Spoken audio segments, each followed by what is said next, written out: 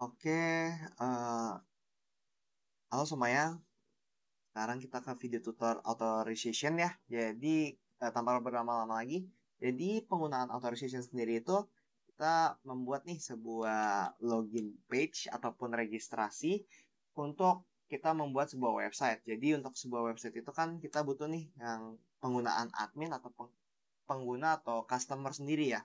Jadi, mungkin admin itu untuk melakukan add item atau mungkin dia akan membuat sebuah update dan delete itu digunakan oleh admin. Dan pengguna itu juga bisa menggunakan nih kalau misalkan kalian bikin website itu seperti aku nih yang nanti aku buat itu sebuah shop. Nah, nanti kalian menggunakan pengguna itu sebagai pembelian barang-barangnya seperti itu atau mungkin adminnya itu memberikan item-item uh, online shop seperti itu juga. Nah, ada beberapa juga nih komen yang bisa kalian pakai, yaitu ada PHP Artisan Serve, Make Model, dan Controller. Nah, serve itu untuk apa? Yang aku tulis nih, run code yang telah dibuat ke dalam bentuk website. Jadi kalian misalkan bikin nih, kalau misalkan kalian sudah bikin nih, dibuka dulu nih, XMPP, kalian udah download. Besok kalian udah bikin nih, project Laravel ya, kalian udah start dari Apache dan MySQL ya. Kalian bisa langsung nih, PHP Artisan Serve.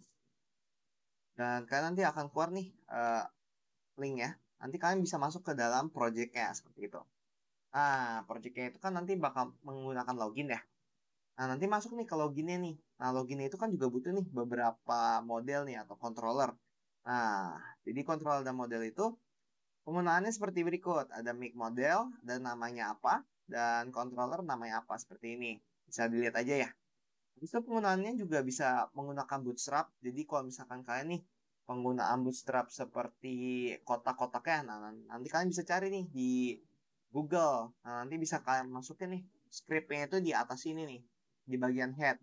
Jangan lupa kasih linknya, link href atau mungkin script src-nya. Seperti itu. Nah, selanjutnya, nah kita masuk ke dalam sebuahnya login. Jadi login itu apa? Jadi kan jika kalian nih sebagai pengguna atau mungkin admin, kalau misalkan masuk dalam website, kan harus login agar bisa berinteraksi dengan websitenya. Nah, itu dari sisi pembuat dari websitenya ya, udah pastinya. Nah, dari pembuatan website ini juga kita menggunakan CSRV ini. CSRV ini untuk apa? Yaitu Secret Validation Token. Nah, CSRV ini itu untuk merubah nih nilai acak yang sudah diatur oleh aplikasi website tersebut. Biar dari otorisasinya itu tidak bisa di-hack atau mungkin diganggu gugat oleh pihak lain. Seperti itu. Nah, kayak gimana sih itu penggunaannya? Nah, nanti kalian bisa masuk nih dalam admin ya. Nanti kalian bisa buka lokal lokal host ya. Mungkin punya aku sedikit lama. Kan aku jelasin juga nih dari bagian dari modelsnya juga nih. Jadi kalau misalkan kalian nih bikin sebuah models itu juga kalian harus berinteraksi juga nih dengan database-nya. Database-nya seperti apa? Kalian harus ada belongs to apa has many. Nah, itu harus diperhatikan lebih lanjut juga. Dan juga nanti kalian controller nih. Kalau controller itu nanti kayak kalian bikin customer. Nah, customer itu harus ngapain? Nah, nanti harus masukin ke controllernya. Nah, nanti modus-modusnya harus dimasukin juga nih. Penggunaannya pakai apa aja. Bisa untuk use controller, usernya juga, guestnya juga harus menggunakan nih. Jika kalian melakukan searching, harus pakai apa? Pakai like atau mungkin ini. Ini seperti basic-basic database ya. Nah, misalkan authorization nih, kalian butuh yang tadi yang aku bilang CSV, CSRV, F, eh, CSRF. Nah, seperti itu. Nah, itu tokennya itu nanti bakal seperti ini. Nah, nanti penggunaan cookies, nanti queue. Nah, nanti requestnya itu request apa? Misalkan email atau password. Dan itu kalian butuh berapa? 120 menit atau mungkin berapa? Nah, nanti kalian bisa ini. Nah, ini untuk waktunya itu waktu peng-save dari cookies tersebut. Misalkan website kalian itu pengen nge-save 120 menit, nanti bisa taruh 120 menit. Tapi kalau misalkan kalian butuh nih 100 menit, bisa dirubah 100 menit. Atau mungkin yang cookies yang bagian email aja, yang password kayak nggak usah dikasih, udah bisa dikosongin seperti itu. Nah, tapi karena aku buat ya seperti ini. Nah, jadi kita juga bikin seeder nih kalau misalkan app pengguna dari aplikasi itu kayak bekerja sama dengan pembuat developer websitenya itu, kalian juga bisa masukin nih seedernya. Nah, ini ada seeder kategoris atau mungkin seeder dari usernya. Misalkan usernya itu kita masukin nih ada 3 user. Nah, 3 usernya itu apa aja? Misalkan 3 usernya itu ada yang namanya admin atau mungkin customer. Nah, nanti kalian bisa masukin ke dalam seeder tersebut. Nah, untuk template itu seperti ini ya. Jadi untuk bagian nama, email, password seperti itu juga bisa lihat di bagian yang namanya migration. Jadi misalkan, nih seperti ini yang dibilang ya, ada nama, ada email, ada password, gender dan sebagainya. Nah itu nanti bakal masuk ke sini juga. Dan nanti kalian juga jangan lupa nih untuk cantumkan user sih, biar nanti untuk migrationnya itu tidak bentrok ya. Jadi nanti pada saat kalian menggunakan yang namanya models, nanti kalian nggak ada bentrok nih penggunaan belongs to-nya. Karena nanti kalau misalkan kalian ada bentrok, nah nanti akan menentukan nih penggunaan database-nya seperti itu. Nah, balik lagi nih ke bagian localhost-nya. Jadi penggunaan aku dulu tuh pakai Barbatos Shop ya. Mungkin kalau ada yang tahu, ini latest project juga. Jadi kalau kita bisa lihat nih dari users ya, kita rada lama. Nah, di users itu nanti ada password yang seperti ini. Itu penggunaan si CSRF-nya tersebut. Nanti kalian tidak bisa menyamakan nih passwordnya itu dengan orang-orang lain. Jadi nanti ini tuh unik seperti itu. Nah, nanti ada role-nya juga. Ini tuh akan masuk dari yang namanya migration yang dikatakan yang sebelumnya ya, migrationnya. Nah, nanti kalau kalian mau otak-atik lagi, nah nanti bisa di login ini. Misalkan aku pengen bikin email, habis itu, oh kayaknya kurang nih. Dari email sama password masih kurang nih, kayak butuh apa ya? Bisa nih, nanti kalian bisa tinggal copas, kalian bikin nih. Oke, aku mau buat namanya itu, nama aja deh, nama. Besok kayak ada cookie-nya juga. Nah, nanti kalian juga rubah nih cookie-nya. Misalkan nama nama underscore cookie ya bisa nama underscore kiki. Nah itu nanti bakal masuk lagi nih kayak sampel enter ininya, enter authorizationnya seperti itu. Nah nanti cookie itu nanti bakal bersinkron juga sama authorization controller. Nah yang tadi aku bilang nih ada email cookie sama password cookie yang tadi aku udah mention. Misalkan nanti kalian bikin yang lain, nanti kalian harus bikin lagi nih cookie queue-nya juga. Nah, nanti kayak misalkan nih, kalau admin itu bakal kemana ya? Atau mungkin yang selain admin atau gimana ya? Nanti masuk ke dalam yang namanya function login. Nah, function loginnya itu nanti bakal seperti ini. Nah, nanti functionnya itu nanti bakal nih, oh oke, dari admin itu harus masuk ke home admin. Oke, tapi kalau misalkan bukan admin, bakal kemana? Oh, else aja nih, bisa slash home aja gitu. Nah, nanti slash home dan admin itu bakal berhubungan juga dengan yang namanya routing itu di bagian roots di bagian bawah ini. Nah, misalkan nanti kalian routing-routing itu di mana, nanti bakal masuk ke sini. Kayak gitu. Nah, nanti kalau misalkan nih, kalau kalian ada perubahan, nanti kalian bisa cek lagi nih dalam loginan ya. Misalkan aku pengen login nih dengan nama aku, habis itu kayak, kan aku nih nggak bisa lihat nih dari database-nya kayak, oh oke, aku udah login pakai nama aku, situ nama aku tuh apa ya? Aku coba cek di database. Nah, di database itu nggak ada nih.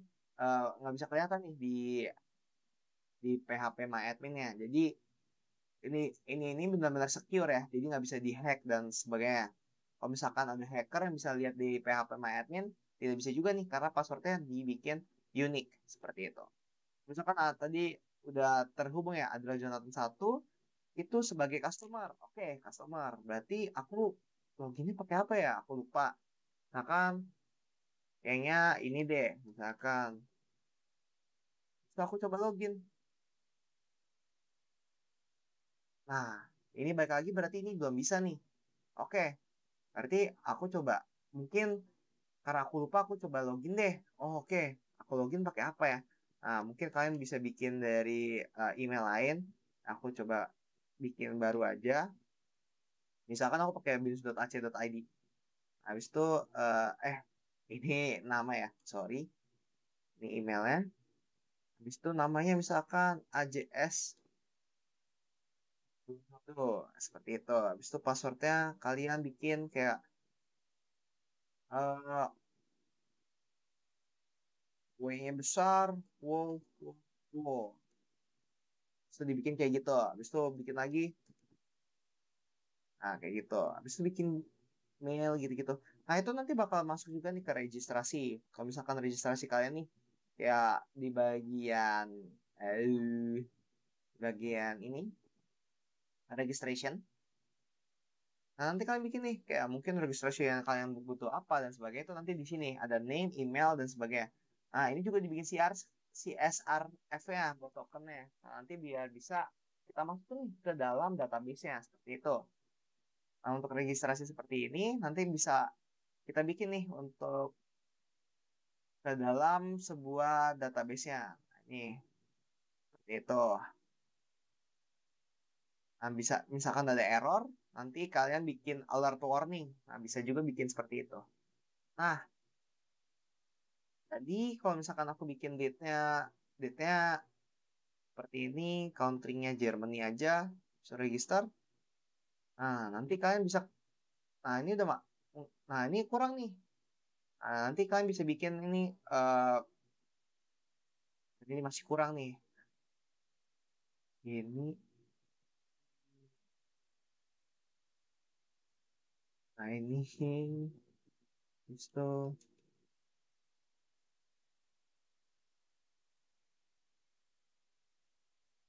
itu mail, date-nya, date-nya bisa dibikin sehari sebelumnya juga. Indonesia. Oh, passwordnya harus 8. Tadi aku kurang 8. Berarti coba aku pakai QWERTYUIOP. QWERTYUIOP. Nah, coba aku bikin register. Nah, kalau udah register bisa nih masuk ke dalam websitenya. Nah, nanti kalian juga bisa bikin nih. Nanti logout. Nah, logout page ini nanti bisa kalian hubungin ke dalam yang namanya author controller juga. Author controller nih nanti nih logout ini nanti bisa out logout. Nanti bisa langsung aja pencet ini out logout aja udah bisa. Jadi ini untuk logout. Nah, ini untuk login ya, seperti itu. Nah, nanti kalau misalkan logout dan login ini sebenarnya ini cuma function biasa, jadi kalian bisa lakuin apa aja. Tapi nanti kalau logout ini nanti bisa nge-redirect nih untuk penggunaan views-nya. Nah, nanti bisa return redirect slash untuk bagian views-nya kayak gitu. Nah, misalkan tadi kan udah ke register, tapi tiba-tiba kayak keluar nih. Aku mau login Nah, nanti kalian bisa nih pakai Adriel yang tadi sama. Habis itu tadi aku bikin passwordnya QWERTYUIOP. Habis itu kan bisa remember nih. Nah, remember ini salah satu authorization di cookies. Jadi kayak kalian nanti bisa ke hubung lagi. Misalkan nih aku login, misalkan masuk, kalau aku coba keluar, login. Nah, ini bakal balik lagi karena nanti untuk masa authorization-nya itu cookies-nya itu sekitar 100 menit yang aku udah setting. Jadi authorization cookies-nya seperti itu bisa digunakan. Nah, paling nanti kalau kalian login lagi, sepertinya bisa juga. Nah, jadi kita belajar nih kalau misalkan penggunaannya itu ada beberapa penghubungan ya. Dari bagian controllernya itu penghubungan buat function. Habis itu models itu untuk penghubungan dari database-nya. Setelah itu untuk migration sendiri itu kalian bisa buat atau enggaknya tergantung kalian pemikiran nih untuk sebuah case itu seperti apa. Nah, habis itu untuk seeder itu terserah kalian bisa masukkan, bisa enggak. Tergantung dengan pilihan kalian. Kalau kalian misalkan pengen masukin by default atau mungkin kalian mau bikin dari awal, itu bisa masukin lewat seeder ini, tapi kalau nggak mau nggak apa-apa, bisa kalian hapus. Nah, nanti kalian kalau misalkan migration itu pengen kalian rubah-rubah lagi, bisa kalian pencet nih. Kalau misalkan kayak ini ada bisa Ctrl C, bisa kalian PHP artisan migrate fresh kayak gini. Nah, kayak gini nanti bisa refresh migrationnya. Gitu. Nah, itu aja mungkin dari viewsnya juga nanti kalian bisa bikin. Karena ini beberapa banyak banget ya. Nah, ini juga banyak banget. Bisa kalian pakai yang namanya extend. Nah, tapi karena extend belum eh, nggak diajarin di video kali ini, nggak apa-apa. Kalian bisa cari nih penggunaan extend itu kayak gimana sih. Nah, nanti bisa kalian cari di Google juga. Penggunaan extend biar kalian nih nggak usah perlu repot-repot nih menggunakan yang namanya header atau nggak footer. Nah, kayak gitu aja sih palingan. Itu aja sih dari aku. Terima kasih yang udah bisa nonton penggunaan cookies seperti ini. Kalau misalkan ada pertanyaan boleh nanti ditanyakan ya. Thank you teman-teman.